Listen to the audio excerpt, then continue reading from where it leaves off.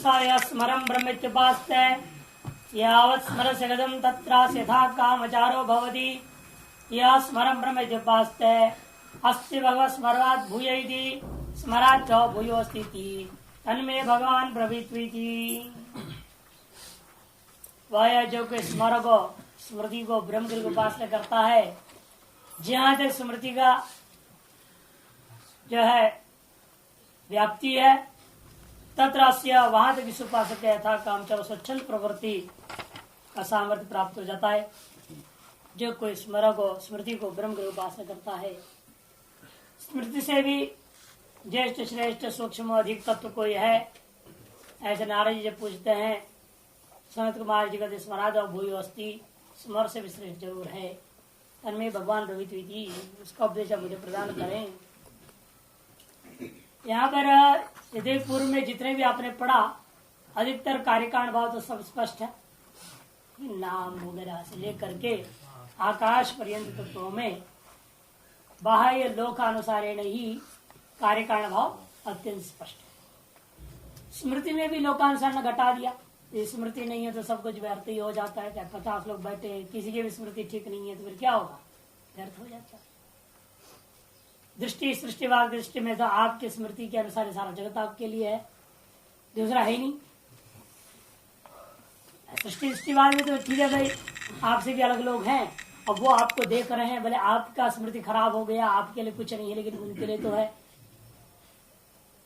लेकिन दृष्टि सृष्टिवाद में तो आपकी दृष्टि के अनुसार आपके लिए सृष्टि है, इसलिए आपकी स्मृति ही नहीं रहेगी तो आपके लिए दृष्टि ही नहीं बनती है, श्रवण मनन कुछ भी नहीं होएगा, आपके लिए सृष्टि खत्म हो जाती। इस स्मृति ही कारण है, इसमें सबसे बड़ा प्रमाण है कि भाई धाता यथा पूर्व अकाल, क्योंकि उसका पूर्वकालीन स्मृति यदि न हो वो इस वर्तमान कालीन सृष्टि का निर्माण ही नहीं कर सकता। आकाश आदि निर्माण के प्रति उस हिरण्य रूपेण मायावती चैतन्य जो प्रथम ईश्वर है, प्रथमज है, उसके अंदर पूर्वकालीन सृष्टि का वेद आदि का स्मृति ही कारण बना, उसी स्मृति को लेकर के उसने सारे जगत का निर्माण किया है। अतः यहाँ पर यद्यपि हम लोगों का दृष्टिकोण से विचार किया जाए, हम लोगों का जो स्मृति है उसका आकाश के साथ कार्यकारण भाव तो हो नहीं सकता, ईश्वरीय स्मृति अवश्य ही कारण, इसमें कोई संशय नहीं है। लेकिन हम लोगों का स्मृति आकाश के प्रति कार्यकारण भाव कैसे हो सकता है, तो असंभव है। दृष्टि सृष्टिवाद में तो भी संभव है, लेकिन सृष्टि सृष्टिवाद में जब ईश्वर सृष्टि बना रहा और हम उसमें केवल एक जीवात्मा रूपेण भोक्ता रूपेण विद्यमान है, उस स्थिति में एक ही तरीके से हो सकता है स्मृति भी कारण भोग्यत्व है कि नहीं। आपकी स्मृति जिन वस्तुओं के प्रति है वे वस्तु ही आपके लिए भोग्य होते हैं, जिनकी भी स्मृति हो गई रहते हुए भी आपका भोग्य नहीं है या नहीं। कई बार होता है आपके अंदर पड़ा है, आपके कमरे में ही पड़ा है, आप ढूंढ रहे मिलता ही नहीं है, क्योंकि आप वो आपकी विस्मृति हो चुकी है, उस वस्तु का आपके प्रति अभी भोग्यत्व नहीं रह गया। इसलिए भोग्यत्व न नैमित्तिक कार्य कारण भाव दोनों के बीच में स्मृति और आकाश जो है सृष्टि दृष्टिवाद में अनेक जीववाद के अंतर्गत जो स्वीकार करोगे तब यहाँ पर निमित्त कार्य कारण भाव मानना पड़ेगा। ये ध्यान रखना है। तो लोग पूछते भाई स्मृति कैसे, हाँ कहीं तो कहा नहीं तस्माद आकाश संभूत ही बोल दिया, आत्मा आकाश संभूत बोल दिया है, आत्मा स्मर संभूत कहाँ बोला, स्मराद आकाशात वायु, ऐसे तो कहीं नहीं है। ये सबको तो वहां कहां से घुसाऊंगा, भूतों में तो आपने कहा दिया इसके तत्व समन्वय इनको उसके साथ जोड़ दीजिए, इनको कहाँ जोड़ेंगे, कोई ब्रह्मसूत्र में भी ऐसा निर्णय नहीं है, इनको जोड़ने के लिए। इसलिए शंकाएं उत्पन्न होते हैं, तो समाधान यही है ईश्वर दृष्टि या तो स्मृति कारण ही है दाता परम कल्पित के आधार पर, और सृष्टि दृष्टिवाद के अनुसार चलोगे तो निमित्त कार्य कारण भाव मानना पड़ेगा। भोग्यत्व न संबंधिता बनती है स्मृति के आधार पर, यदि स्मृति नहीं है आपके लिए उस वस्तु के संबंध भोग्यत्व न नहीं हो पाता है, ये ध्यान रखना है। इसलिए कहते हैं हाँ कि वह जो कोई व्यक्ति है जैसे उपासना करेगा जहां तक स्मृति का जो अभिव्याप्ति है तब समस्त विषयों के साथ इसकी भी स्मृति सामर्थ्य, तो स्मृति को ब्रह्म की उपासना किया, स्मृति विमानी देवता के साथ उपासक जो है जहाँ वेद को प्राप्त कर लेगा तो वह उसका भी सामर्थ्य तत्समान हो करके स्मृति का जहां तक वह गति वहां तक। ये स्मृति से भी श्रेष्ठ कौन है? स्मृति हो लेकिन आपकी इच्छा ना हो भोगने की, तब स्मृति तो हो गई है आपके दिमाग में, बिल्कुल ठीक है, कहाँ क्या रखा हुआ है मालूम है, लेकिन कई कारणों की वजह से आप उसको भोग करना नहीं चाहते, तो पड़े रह गया। लेकिन आपके लिए वो अब निरर्थक है। क्यों? आपके अंदर उसको भोग करने का इच्छा नहीं। इसी प्रकार ईश्वर के लिए भी मान यदि इच्छा ना होता हो, एकोम बहुश्याम प्रजा ये ऐसा इच्छा न करता तो सृष्टि कैसे बनाता? भले सारा वेद स्मृति में आ गया, हा?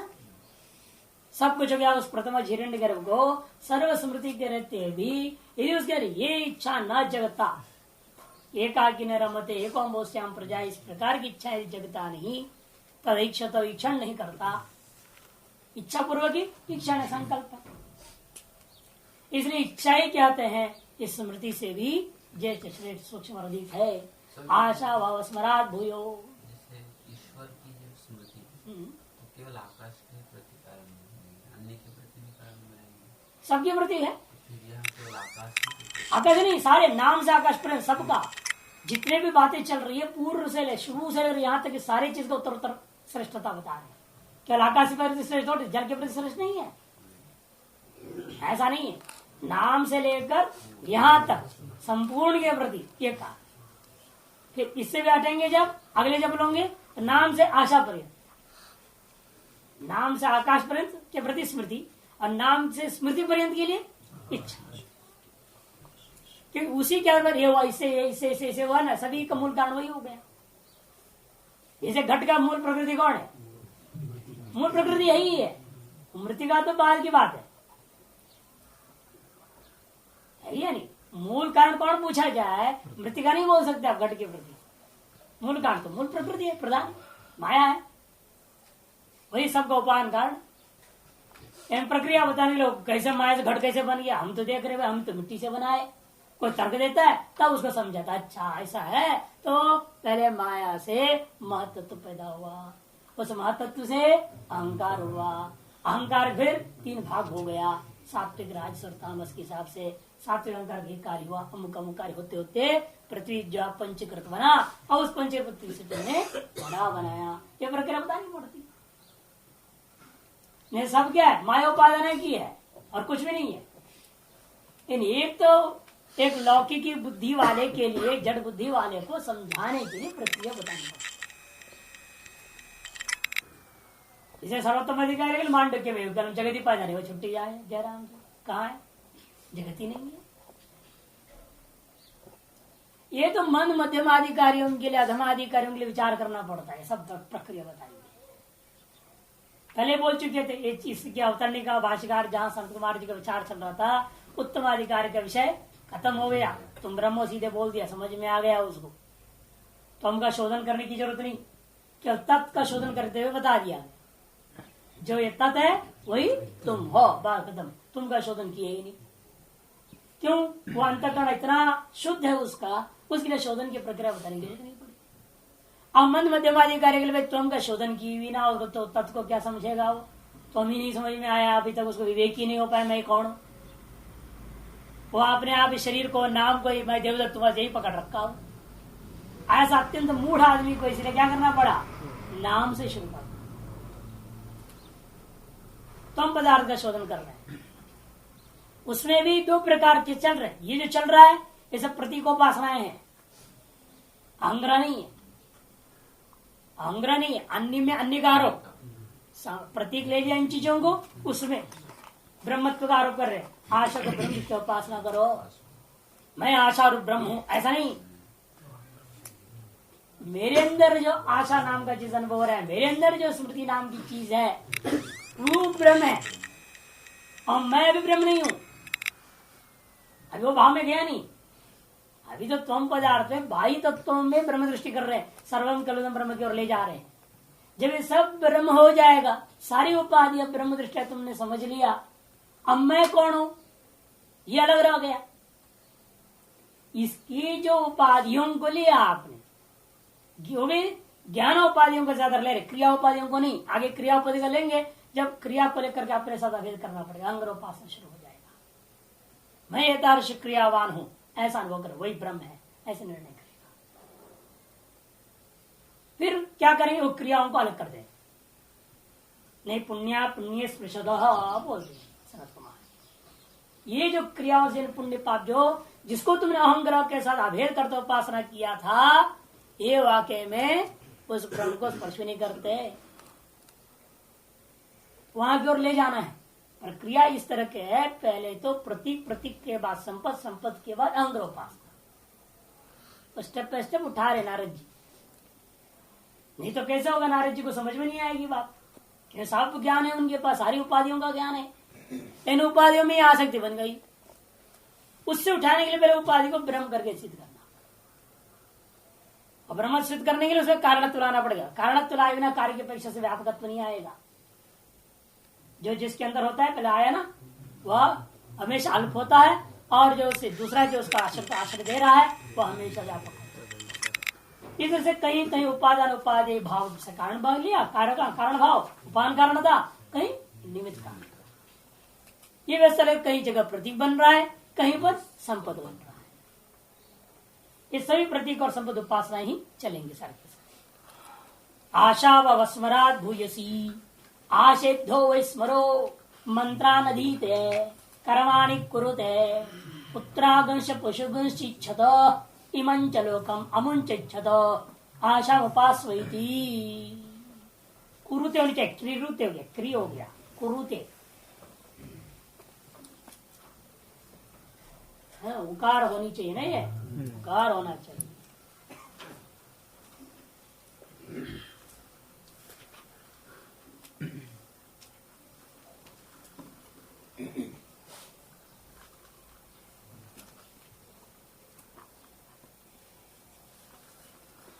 कहते हैं आशा वाव स्मरात भूयसी, स्मृति की अपेक्षा से इसलिए इच्छा ज्यादा श्रेष्ठ है।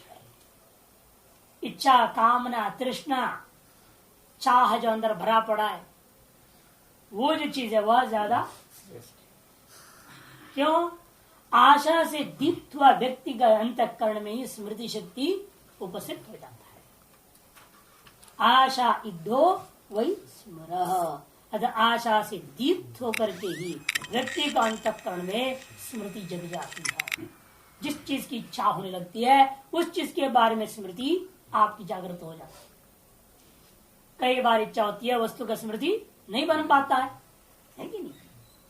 इसका मतलब क्या कारण है, कार्य नहीं हो पाया, इसे उत्तरवर्ती कार्य भी अब नहीं होगा। तो स्मृति नहीं हो तो वस्तु नहीं मिला, और वस्तु नहीं मिला तो उसके साथ आपको उपभोग्यत्व संबंध भी नहीं बनेगा, बात खत्म हो जाए। यदि भी लौकिक व्यवहार में क्या है, जानाति इच्छति यदति है ना, इन्हें उल्टा कर रहे हैं, इच्छति जानाति यदति। विज्ञान वर्ग तो पहले आ गया ना, विज्ञान वर्ग तो पहले चला गया। स्मृति भी एक तरह से ज्ञान का ही कोटि है। स्मृति क्या है, ज्ञान है ना। अनुभव द्विविधा स्मृति अनुभव बोला है कि नहीं बोला है? ज्ञानम द्विविधम, एक तो स्मृति और अनुभव। अनुभव यथार्थ हो यथार्थ विभाजन कर लेते हैं, ये भी ज्ञान कोटि में ही आया है ना। लेकिन वो ज्ञान कब है, बाद में, इच्छा पहले। श्रुति अनुसारण बात कही जा रही है, और लोकानुसारण भी यही है वाक्य में। इच्छा का ज्ञान कैसे करो? आपके अंदर इच्छा पैदा तो मैं इसको जानू, तब आप जान पाते। पहले इच्छा आप यहां नहीं भी हो, थोप दिया जाता है। अब स्कूल बच्चा जाना नहीं चाहता है, उसको लाठी लेके या अनेक प्रकार से टॉफी देके किसी भी प्रकार प्रलोभन से उसके प्रति इच्छा जगाई जाती है, नहीं तुम्हें विद्या प्राप्त करना है, तो विद्या प्राप्ति करने की इच्छा जगा दी गई। तो इस प्रकार से इच्छा के बिना ज्ञान वास्तव लोक व्यवहार में भी नहीं हो पाता है, चाहे इच्छा शुरू में स्वतः हो चाहे परतः हो। इसे कहते हैं उसके बाद ही मंत्रानधीते, तभी मंत्रों को पढ़ता है, कर्मों को करता है, खुद पशुओं को चाहता है, इस लोक को और परलोक को चाहता है। इसलिए आशा को ब्रह्म दृष्टि में पास न करो। कार्य कारण भाव से भूयस्तु को दर्शा रहे हैं जगह जगह पर। यहाँ पर कार्य कारण भाव ईश्वरीय दृष्टि यहाँ भी समझ, जैसे स्मृति में इस इच्छा में भी, क्योंकि पहले ईश्वर ने इच्छा की तब स्मृति हुआ, फिर उस जगत को पैदा किया, वहां तो कार्य कारण भाव बन जाएगा, साक्षात कार्य कारण भाव बनेगा। लेकिन जीव दृष्टिया साक्षात कार्य कारण भाव नहीं बनेगा, निमित्त कार्य कारण भाव ही बनेगा। क्योंकि हमारे ऐसे स्मृति व स्मृति से मैंने आकाश पैदा नहीं किया है, जीव जो है, जीव की इच्छा से स्मृति हुई और उसकी स्मृति के अनुसार उसने आकाश को पैदा कर दिया, जगत को पैदा कर लिया। ये तो दृष्टि सृष्टिवाद बन जाएगा। लेकिन सृष्टि सृष्टिवाद में यहाँ पर दो विभाज अर्थ करनी पड़ेगी। इस मंत्र को सृष्टि सृष्टिवाद में ईश्वर दृष्टिया देखते हैं तो साक्षात उपादान कार्य कारण भाव ही है, और जीव दृष्टिया देखते हैं तो निमित्त कार्य कारण भाव। भाष्यकार कहते हैं आशा भाव स्मरात भूयसी, स्मृति की अपेक्षा से आशा जो है ज्यादा श्रेष्ठ है। क्यों? आशा अप्राप्त वस्तु आकांक्षा। आशा क्या चीज है? लक्षण से बता रहे, अप्राप्त वस्तुओं की आकांक्षा का नाम ही आशा। उसी को दूसरे शब्दों में लोग तृष्णा कहते हैं, कामः कहते हैं। इति यम अयाम आओ पर्याय ही, जिसे अनेक पर्यायों के द्वारा इन शब्दों से जिसे कहा जा रहा है साच स्मरात भूयसी, वह आशा स्मृति से ज्यादा श्रेष्ठ है। कथम? यहाँ पर किस प्रकार कह दिया? कहते कारण यह है आशया ही अंतःकरणस्थया स्मृति स्मर्तव्य, क्योंकि अंतःकरण में स्थित इस इच्छा के कारण से ही स्मर्तव्य वस्तुओं का व्यक्ति स्मरण करता है। आशा विषय रूपम स्मरण असौ स्मरो भवति, इस आशा का विषय रूप को ही स्मरण करता हुआ इस व्यक्ति का नाम स्मरण हो जाता है। अतः आशयिद्ध आशया अभिवर्धित, इस आशा के द्वारा अभिवर्धित प्रदीप्त उसके अंतःकरण वृत्तियों ने क्या किया? स्मरभूत स्मन अर्थ स्मरन, स्मरभूता स्मर भाव को प्राप्त करते हुए तत्त आशा के विषयों को स्मरण करते हुए ऋगादीन मंत्रान, स्मरण ऋगादीन, ऋगादीन नहीं समर देना, स्मरण ऋगादीन लुटागम है मंत्र, ऋगादीन मंत्रान ऋक आदि मंत्रों को वो अधीत है। अधीत्य च तदर्थम ब्राह्मणेभ्यो विधि श्रुत्वा, तदर्थम ब्राह्मण उसके उस मंत्र के अर्थों को, ऋगादियों के अर्थों को गुरु जनभूता ब्राह्मणों के मुख से विधि श्रुत्वा विधियों को भी सुन करके कर्माणि कुरुते कर्मों को करता है। तत्फलाशयैव, और करता भी किस लिए? उसके फल की आशा से ही। तत्फलाशयैव पुत्रांश पशुंश्च कर्मफल भूतान इच्छते, कर्मफल भूता पुत्र पशुओं को भी वो इच्छा कर लगता है। अभिवांछति आशैव तत्साधनानि अनुतिष्ठति इत्यर्थ, इच्छा पूर्वक ही उन साधनों के अनुसार वो करता है। नहीं आप लोग बीज लगाते उपाय इच्छा के साधन इच्छा के अधीन जो है ना, आपकी साध्य इच्छा के अधीन साधन इच्छा होती है, उपाय इच्छा के अधीन उपाय इच्छा होता है, या साध्य इच्छा के अधीन साधनों की इच्छा होती है। ये उन्होंने भी स्वीकार किया। अतः इच्छा जरूरी हो गया। अब वो इच्छा का विषय कहां से आ रहा, बात की बात, वो अभी उसमें गए नहीं ना, जाएंगे आगे आगे। पुत्रांश पशु इमं च लोकम आशा इत्येव स्मरण लोक संग्रह हेतु भी इच्छते, और इस लोक को भी आशा से दीप्त हुआ यह व्यक्ति इस लोक में प्राप्त करने योग्य पदार्थों का स्मरण करता हुआ लोक संग्रह हेतु भी अपने लोक में यशादि प्राप्त करने का साधनों के द्वारा वह इच्छा करने लगता है।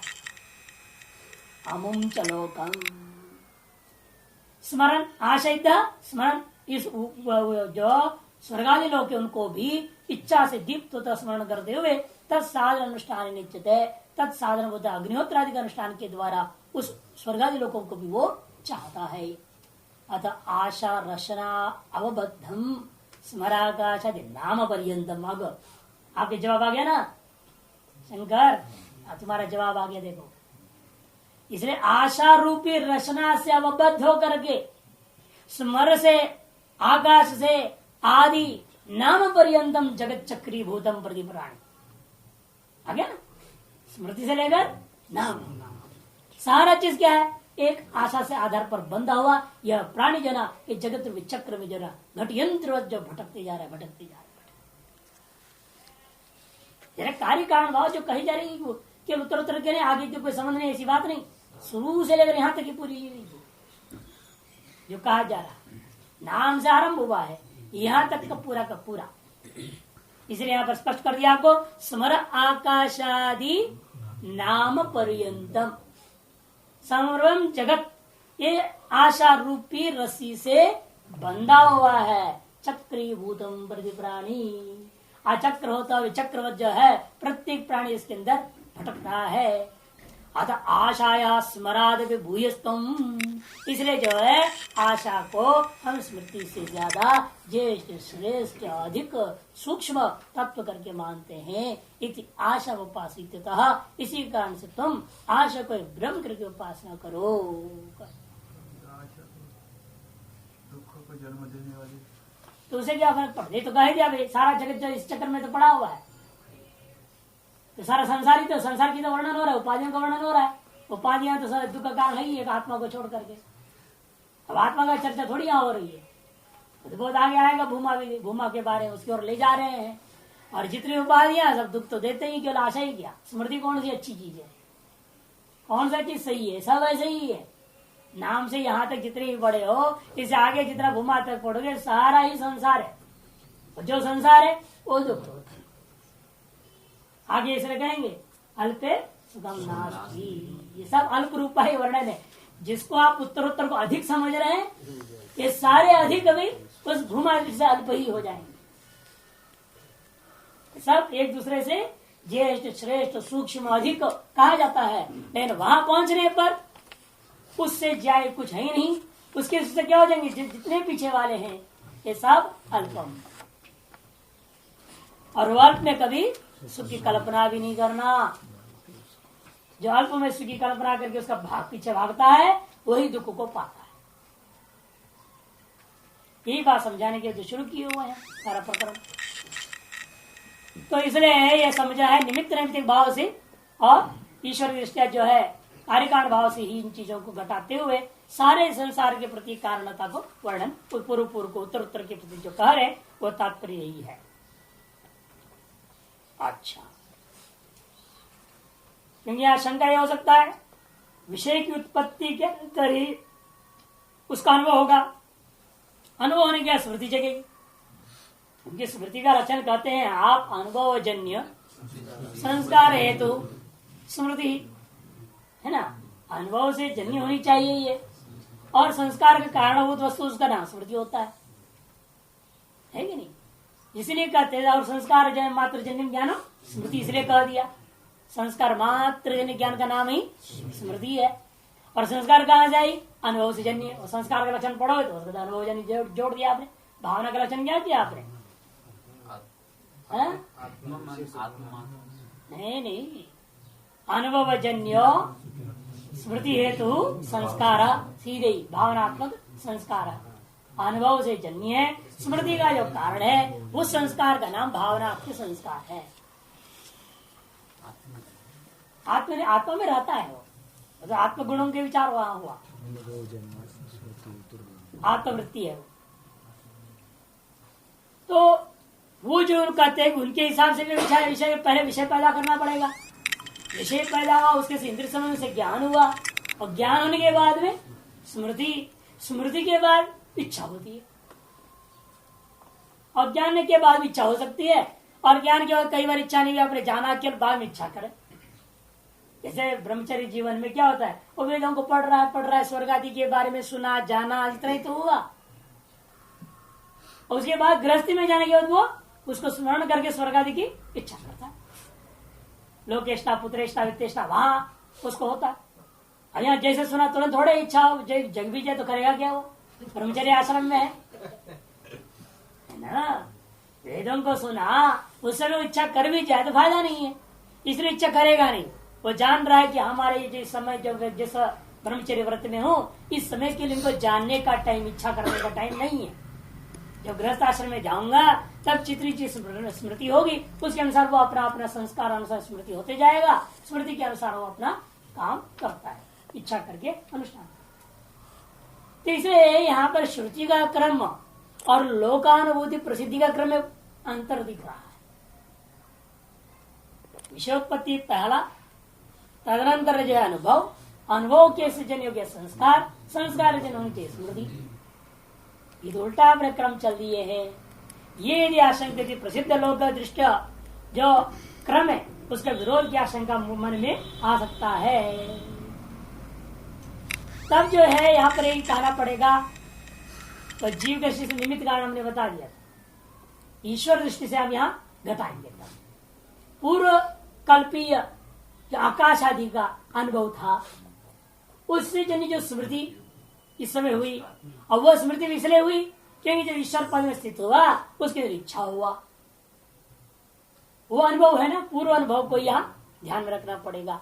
तभी दाता पूर्व कल्पित के बिना आप यह इस शंका का समाधान नहीं कर पाएंगे। अनुभव जन्य संस्कार आदि इदानीम तस्य स्मरणादि आशोत्पत्ति अनंतरम सिद्ध है, न किंचित विरोधी परिहरती। ऐसी जो आशंका का परिहार अन्य जो अन्यत्र से टीका से बता, शंका अन्यत्र लोग उठाए हैं लोग। यस्तु आशा ब्रह्म श्रृणु तस्य फलम, जो लोग आशा को ब्रह्म की उपासना करते हैं उनको क्या फल मिलता है, वह फल के बारे में भी सुनो।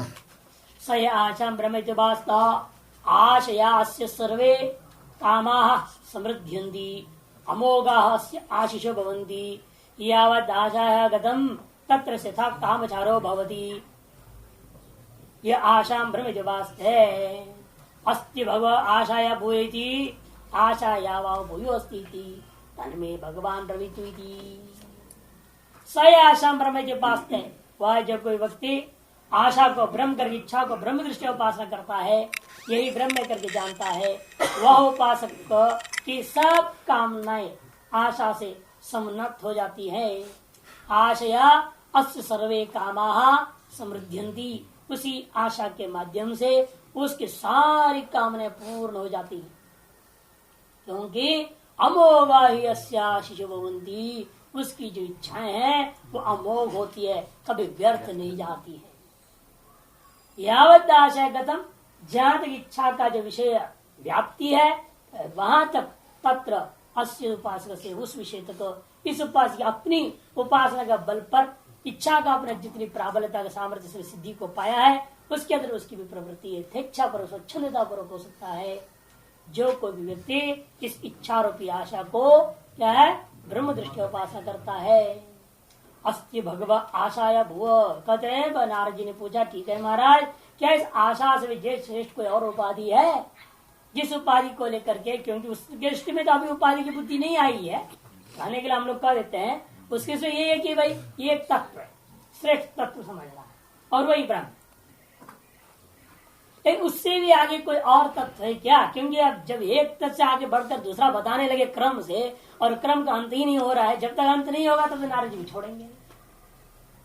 इसलिए जब तक वो कहेंगे नहीं संत कुमार का यही अंत है, इससे आगे कुछ नहीं, तब तक तो उसको यही पूछते रहेगा, इससे आगे कौन सा ज्येष्ठ श्रेष्ठ सूक्ष्म अधिक तत्व बताइए। अगले बार और पूछेगा, इसलिए आशा से श्रेष्ठ पूछ रहा है। अभी तो आत्मा की साक्षात उपाधियों के बारे में पूछ रहा है ना। नाम आदि क्या है, उसके बाह्य साक्षात उपाधियां हैं जिनके कारण से त्वम भाव आ गया, जीव भाव आ गया है, उन उपाधियों के बारे में पूछा।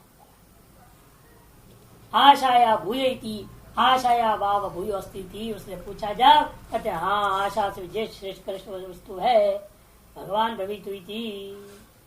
नीचे भाष्य, आशया सदा उपासित या निरंतर, सदा माने निरंतर दीर्घ काल निरंतर सत्कार आसेवित दृढ़ भूमि ही, निरंतरता पूर्वक जो है उपासना की गई, जो किसी केंद्र रूपेण ब्रह्म दृष्टिया उपासित जो आशा के द्वारा अस्य उपासक, इस उपासक के सर्वे कामा समृद्धि समृद्धि गच्छन्ति, उसके सारी कामनाएं समृद्धि को प्राप्त करते हैं, पूर्ण फल प्रदायक होते हैं। कहने का तात्पर्य अधूरा फल नहीं मिलता। जैसे 100 मार्क्स के लिए परीक्षा लिखते हैं और उसमें बेचारा मिलता है 35, 40, 50, 60 ही मिल जाता है। मैंने अभी आपकी कामनाएं पूरी नहीं हो पा रही है ना, 100 का 100 मिले तब कहा जाए हाँ भाई आपकी तो अमोघ काम है, आपने जितने के लिए लक्ष्य करके इच्छा करके प्रयत्न किया उतना आपको मिल गया।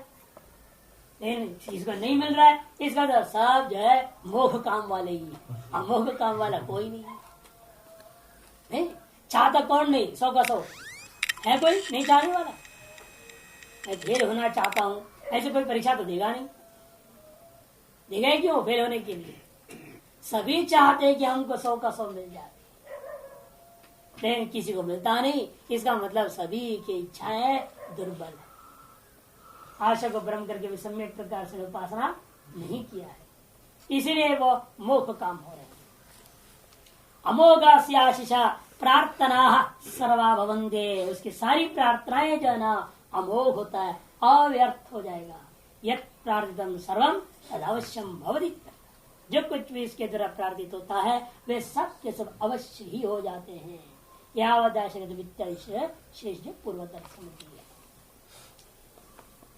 तो यहीं से विभाग शुरू हो गया, क्योंकि अब प्राण में आ गया। प्राण हमेशा क्रियोपाधि है, क्रिया प्रधान वस्तु है कि नहीं?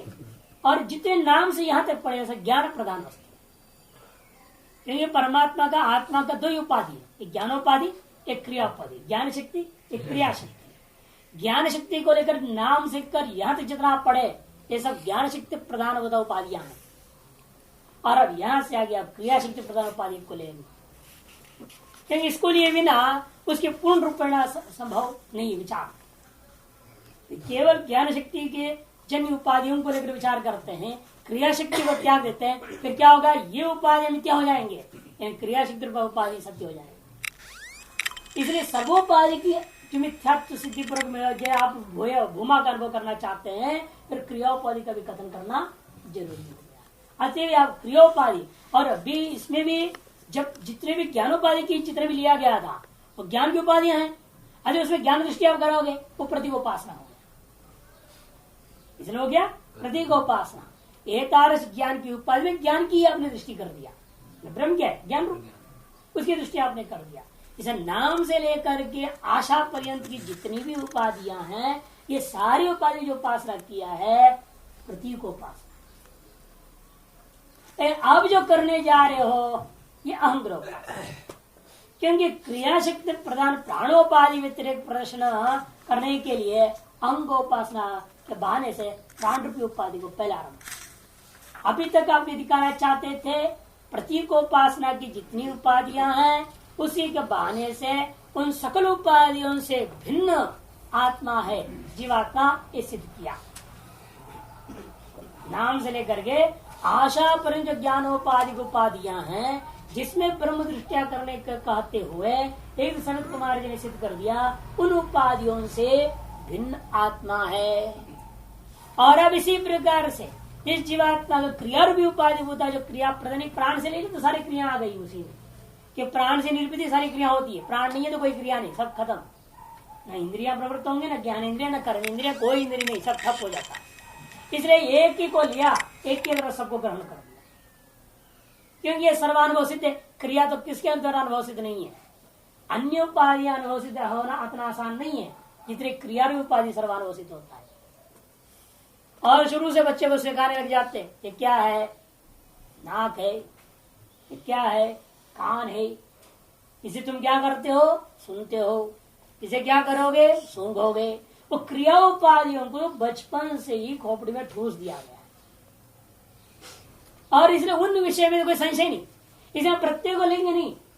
या क्रिया उपाधियों का अनेक पर्याय नहीं उठाएंगे, एक ही पर्याय में खत्म कर दे, प्राण बस छुट्टी। क्यों ऐसा कर रहे, इसीलिए क्योंकि ये सर्वानुभव सिद्ध वस्तु, प्राण प्रदान होकर के हम सारी क्रियाएं करते हैं। यहाँ प्राण कमजोर हो जाता है या प्राण अवरुद्ध हो जाता है, सर्व क्रिया भी अवरुद्ध हो जाते हैं। इसी आधार पर यहाँ अब प्राण रूपी क्रिया शक्ति मत प्रदान होता प्राणोपाधि से भी भिन्नो ब्रह्म है, ये सिद्ध करना चाहते। इसीलिए अहंग्रोपासना रूपेण यहाँ कह रहे, देखिए अहंग्रोपासना भी कैसे निर्णय ले रहे हो वो भी बताऊंगा।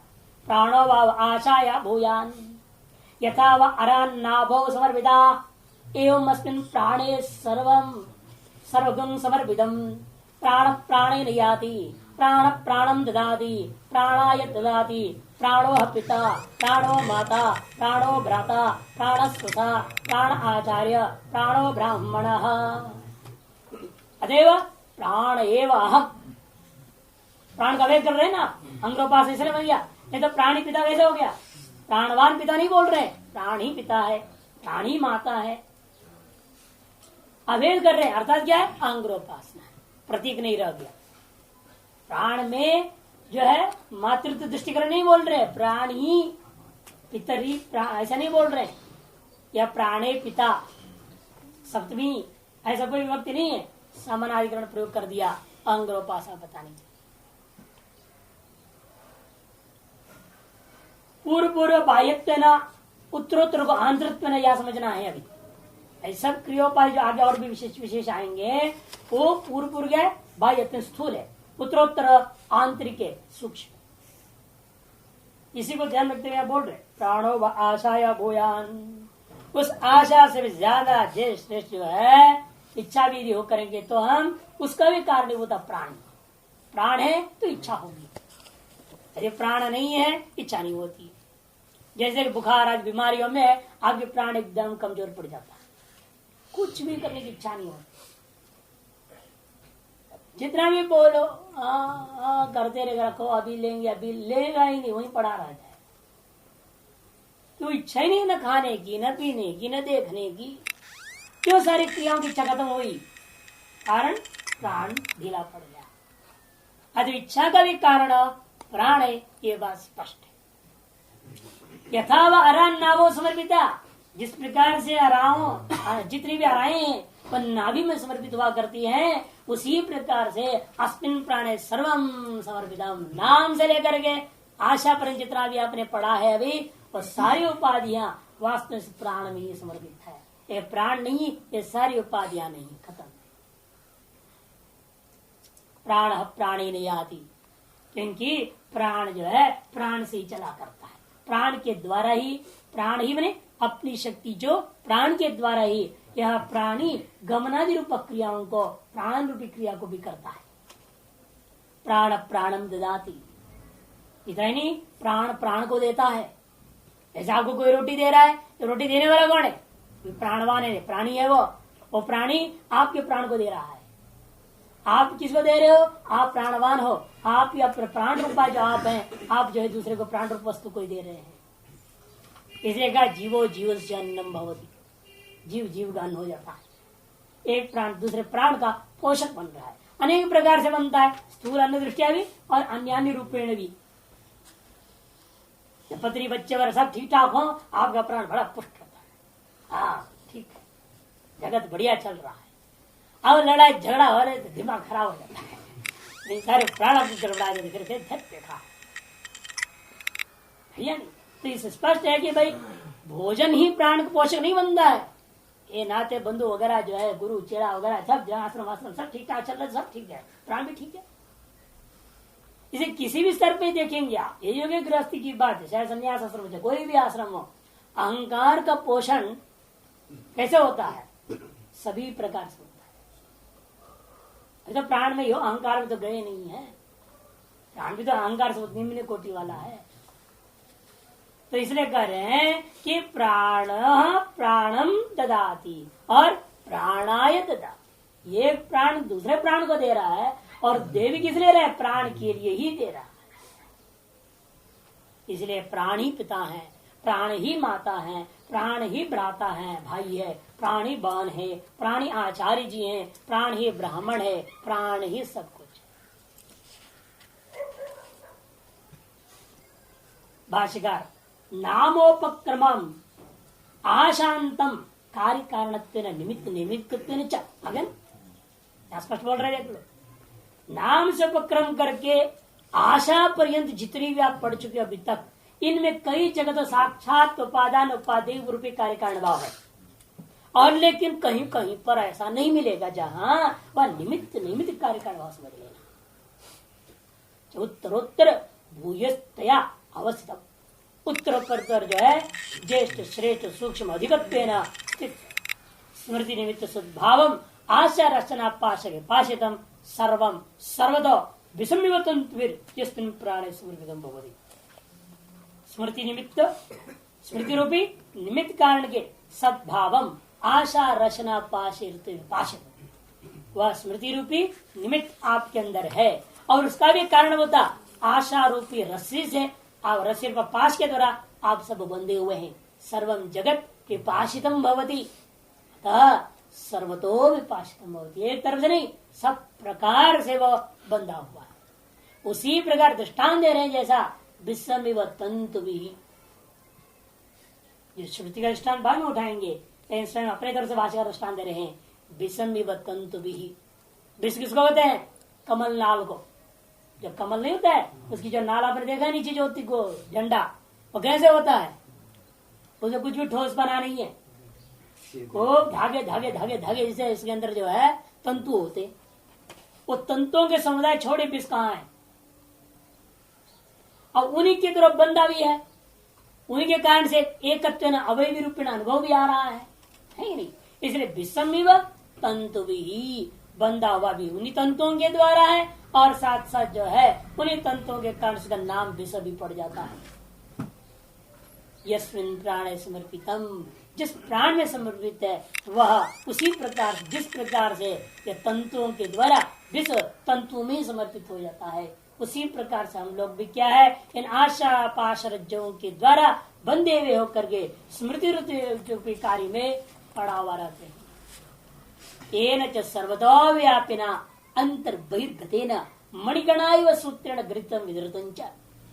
येन, जिस प्राण के द्वारा ही, सूत्र मणिगणा इव दृष्टांत दे रहे देखो गीता के आधार पर। येन च सर्वतो व्यापिना, जिसके सर्वतो व्यापिना, येन प्राणेन, सर्वतो व्यापी कौन है यहाँ? प्राण।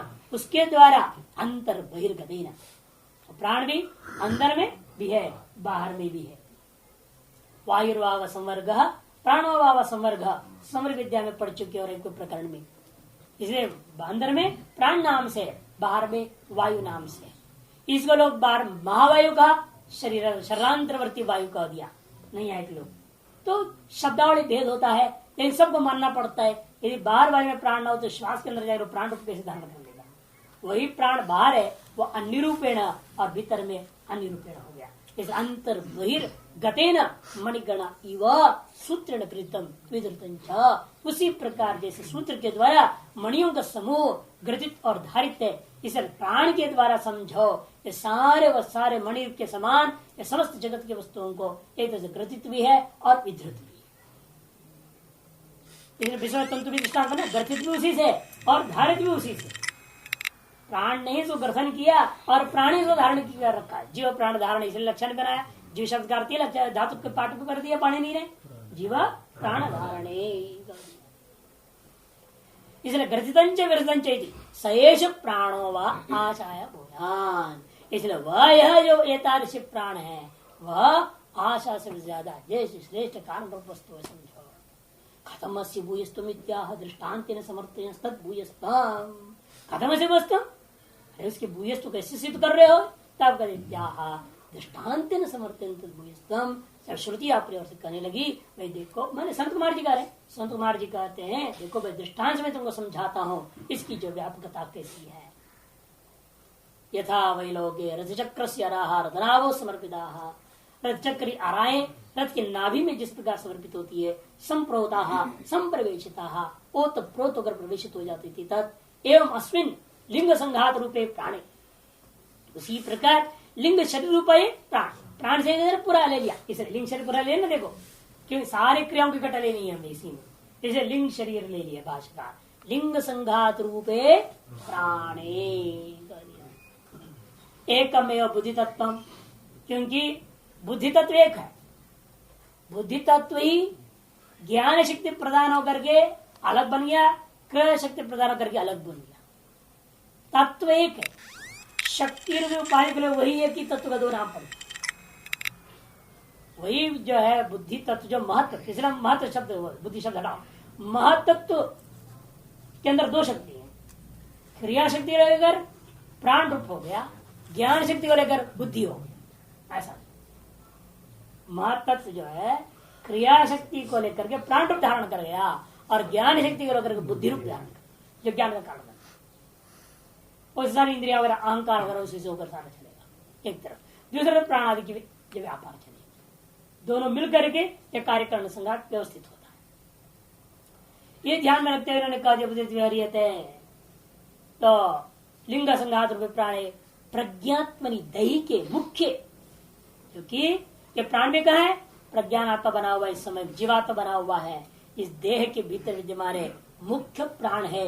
यस्मिन् परा देवता नामरु व्याकरण आदर शब्द प्रतिबद्ध जीवेन अनुप्रविष्टा, जिसमें जिस प्राण प्रधान शरीर में मुख्य रूपेण मुख्य प्राण रूप शरीर के अंदर क्या किया, यस्मिन् परा देवता शुद्ध ब्रह्म ने नाम रूप का व्याकरण करने के लिए दर्पण में प्रविष्ट प्रतिबिंब के समान जीवरू जीवात्म भावे न प्रवेश किया है। उस प्राण प्रधान लिंग शरीर को ग्रहण करना है। प्राण शब्द से, प्राण शब्द से क्रिया शक्ति प्रधान सूक्ष्म शरीर को धारण, वो क्या है, वो भी ब्रह्म है करके आगे बता। यश्च महाराजस्य सर्वाधिकारी ईश्वरस्य, जैसे महाराजस्य ईश्वरस्य सर्वाधिकारी इव, जैसा महाराजा बोता जो ईश्वर है उसका एक सबसे बड़ा अधिकारी होता है सर्वाधिकारी, जिसको प्रधानमंत्री बोलते हैं। जो राजा का मुख्यमंत्री हुआ तो मुख्यमंत्री, आज आपके देश में राष्ट्रपति है उसका एक प्रधानमंत्री होता है। उसे ब्रह्म है, उस ब्रह्म की प्रधानमंत्री कौन, मुख्यमंत्री, ये प्राण,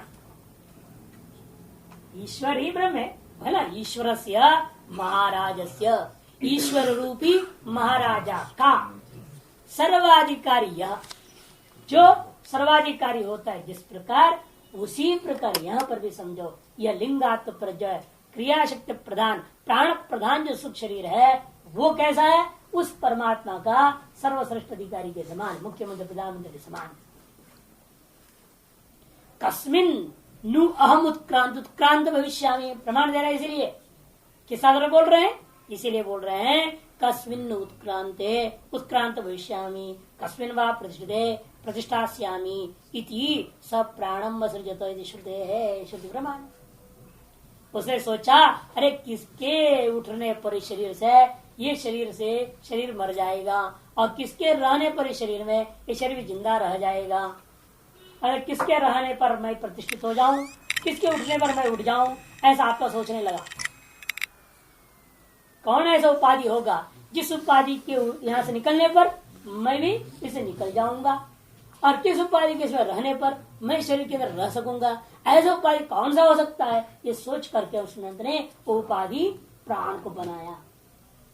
यह श्रुति बता रहा है, इस श्रुति से स्पष्ट ही है उस परमात्मा का क्रिया रूप उपाधियों में बुद्धि तत्व का जो महतत्व का क्रिया शक्ति प्रदान रूपा जो प्राण तत्व है वही उसका सर्वश्रेष्ठ उपाधि, सर्वोच्च उपाधि। अतएव नाम से आशा तक जितनी भी सारी उपाधि ज्ञान शक्ति प्रदान उपाधि हैं, उन ज्ञान शक्ति सारी उपाधियों की अपेक्षा से यह प्राण रूप ज्येष्ठ श्रेष्ठ और सब कुछ, क्योंकि इसके बिना वह सारे निरर्थक हो जाता है। आप जैसे पहले भी कहते चित्त है आपका, प्रतिभा शक्ति है, अब जितना ही बड़े विद्वान हो लेकिन वो प्रतिभा शक्ति ना हो निरर्थक है, सारा आपका शास्त्र पढ़ा हुआ व्यर्थ हो गया। इसलिए कहते हैं ना कि जब प्राण तन से निकले, है कि नहीं, भगवान का नाम मुंह में हो, ऐसे क्यों प्रार्थना कर रहे हैं, उस समय क्या हो जाता है, जिनके भर पड़ा हुआ रटा हुआ घोटा हुआ वेद वेदांत सब भूल जाता है। ऐसे माया जाल है, और मृत्यु के क्षणों में आपके पिछले जन्मों के जितने पुण्य पाप कर्म ऐसी वासना को खड़ा कर कुत्ता बिल्ली का चारा दिखा देता, जिसको जो हम कभी चाहते नहीं थे वो दिखाई देता, जिंदगी भर जिसको रटा वो उस समय भूला, अगला जो योनि मिलना है वो उसमें स्मृति में आती है और उसकी इच्छा हो जाती है, वो स्मरण और आशा आएगा जरूर, बाकी कुछ नहीं आता, बाकी सब गया, स्मृति उस चीज की होगी और उसकी इच्छा प्राप्त होने लगेगा और वही हो जाती। इसलिए हम प्रार्थना करते हैं कि भाई अंतिम समय में हमारी सारी क्रिया शक्ति प्रदान शरीर होकर के भी वो चीज याद रहे, उसकी स्मृति बना रहे और उस आत्मा की अनुभूति की इच्छा बनी रहे, क्योंकि उसी के उत्तर आधार पर सब चलता है। यस्तु छाया एवं अनुगत ईश्वरम, जो कि वो क्या है, वो ईश्वरम छाया एवं अनुगत, जैसे छाया अपने बिंब में अनुगत होता है वैसे ही यह जीव भी अपने प्राणोपाधि की, जीव भी क्या है अब ईश्वर में अंतर। ओम पूर्णमद पूर्णमिदं